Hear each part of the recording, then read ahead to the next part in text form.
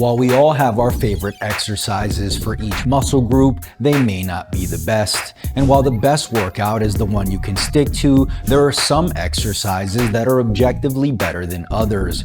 And that's exactly what I want to discuss in today's video, the number one exercise for each muscle group. But before we jump in, let's quickly go over a few factors that make these the most optimal exercises for men over 40. First, it must provide significant mechanical tension through the muscle's entire range of motion. Next, it must lend itself well to progressive overload. And lastly, because longevity is the key, the exercise must be safe and stable with a low risk of injury and high emphasis on the target muscle.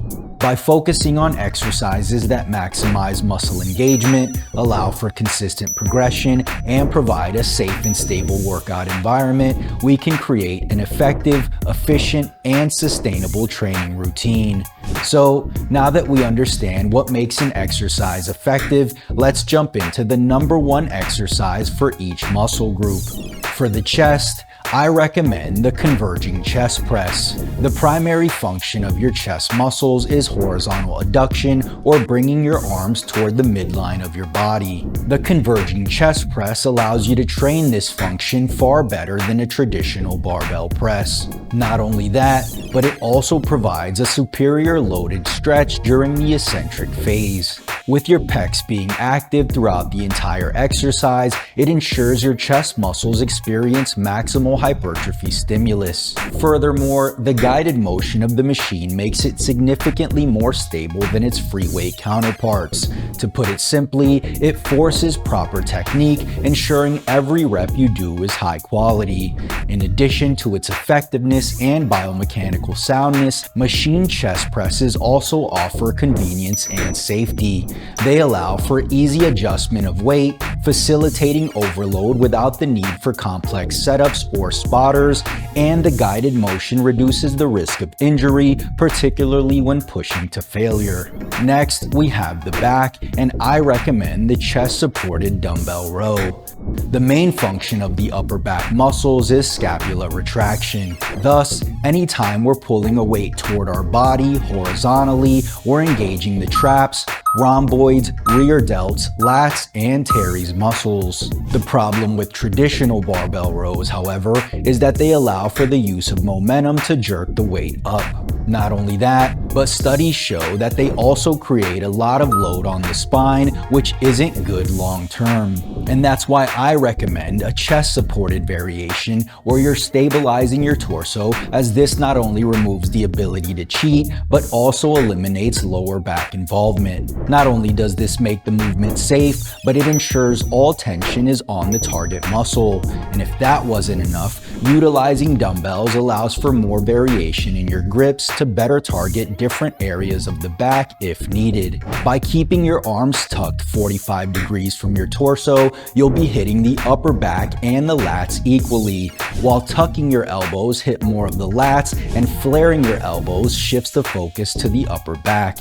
And if you want to make these even more effective, studies show that intentional retraction of the shoulder blades while you pull your arms back activates the traps and rhomboids to a greater degree. For the shoulders, my number one pick is the seated Smith machine overhead press. According to this 2013 study, the Smith machine shoulder press produced the highest activation of the anterior deltoids compared to other shoulder exercises. This 2020 study reveals that seated presses activate the mid-delts nearly as effective as lateral raises. Thus, the overhead press is highly effective for overall shoulder development, making it a key exercise for building wider, rounder delts. According to this study, both the barbell and Smith machine allow you to lift around the same loads compared to dumbbells. Looking at this graph, you can see similar activation levels for the anterior delts when comparing barbell and machine pressing. And because the posterior and lateral deltoids appear to act as stabilizers during overhead pressing, the higher activation of the lateral and posterior deltoids for barbell pressing pressing means that the machine variation has less stability requirements. So this exercise provides unparalleled stability, which is crucial for lifting heavier weights and maintaining strict form throughout the exercise. Unlike free weights, the Smith machine's guided movement pattern and fixed bar path minimize the need for balancing the weights, allowing you to focus solely on pushing the load with maximum effort. The question then becomes, why perform the seated variation over the standing variation? Well, according to this study published in the Journal of Strength and Conditioning Research, you're about 10% stronger when doing shoulder presses seated versus standing. So not only is this exercise safe and stable, but it's easier to load and far less risky when compared to free weight variations. Next, we have the biceps. For these, I like the straight bar cable curl. First, the straight bar forces you into a fixed supinated position, which anecdotally provides a superior mind-muscle connection. This 2023 study comparing a supinated grip, neutral grip, and a pronated grip found that the supinated grip was superior for activating the biceps. And unlike its free weight counterparts, cables provide consistent tension throughout the entire range of motion, eliminating the dead zones where free weights might lose effectiveness. For the triceps, I recommend a simple triceps pushdown.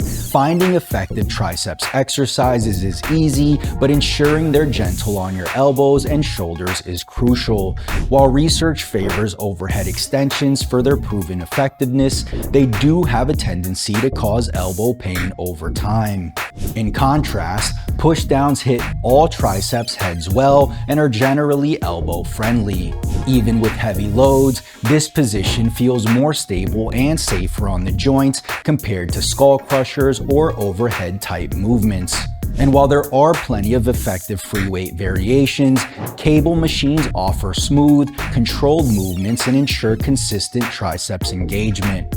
Not only that, but cables also allow you to choose the most comfortable attachment for the most optimal grip.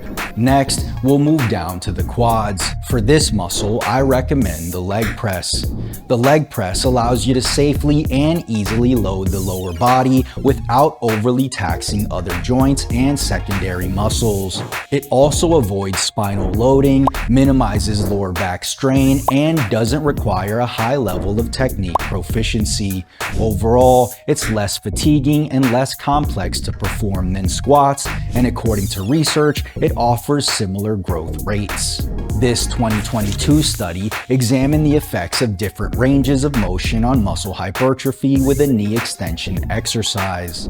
They compared a full range, an initial partial range, a final partial range, and varied ranges. They concluded that initial partials promoted greater relative hypertrophy in certain muscle regions. And while I wouldn't recommend partial reps when lifting heavy, the leg press allows you to safely go as low as comfortable, maximizing quad stretch and knee flexion for maximal hypertrophy stimulation. For the glutes, there's no better exercise than hip thrust. One study published in the Journal of Applied Biomechanics found that the hip thrust generates twice as much gluteus maximus activation as the back squat. And based on this summary of 4 studies, which looked at the main function of the glutes, the author found that hip extension creates the greatest activation in the glutes. According to this study from the Journal of Physical Therapy Science, the straighter your knees, the more hamstrings get involved. Thus, when performing this exercise, make sure your shins are vertical and your knees are bent at least 90 degrees at the top position. And if you want to make these a bit more effective, incorporate external rotation and abduction by slightly driving your knees outward during the concentric phase to further intensify glute activation. Next up are the hamstrings. For these, I recommend the seated leg curl. One study comparing seated versus lying hamstring curls found significantly greater size gains in all hamstring muscles with the seated variation.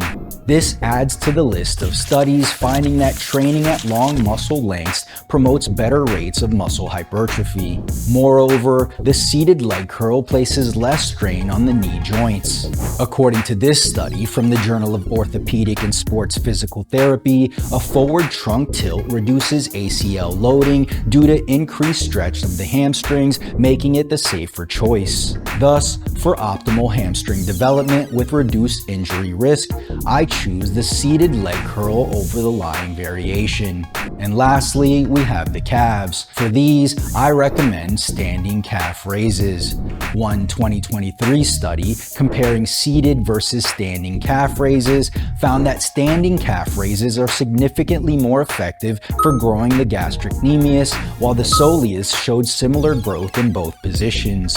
Additionally, this recent study compared calf raise exercises performed in a full range of motion and partials performed in the initial and final portions of the range. They found that focusing on the bottom half of the range leads to significantly greater gastrocnemius growth. Thus, to maximize your calf raises further, come down to a fully stretched position, hold this stretched position briefly, and then come up just halfway. This approach not only stimulates muscle growth, but also boosts flexibility in critical foot connective tissues, which tend to become injury prone with age when they lose elasticity. So there you have it, the #1 exercise for each muscle group. These exercises are carefully selected, making sure they feel good on the muscles, are simple to progress with, and are easy on the joints. Did you find this video helpful? If so, click the like button below as it'll truly help out the channel. Also, if you're an intermediate or advanced lifter who's looking for a structured program to follow, download a copy of the Push-Pull-Wave Method. This is a 4-day push-pull workout program designed for intermediate and advanced lifters who are looking to take their physique to the next level. And right now, you can get it absolutely free. Just click the link in the description, enter your name and email, and get instant access to the program. And if you haven't already, make sure you subscribe for more videos, and don't forget to turn on post notifications so you don't miss the next one. Peace.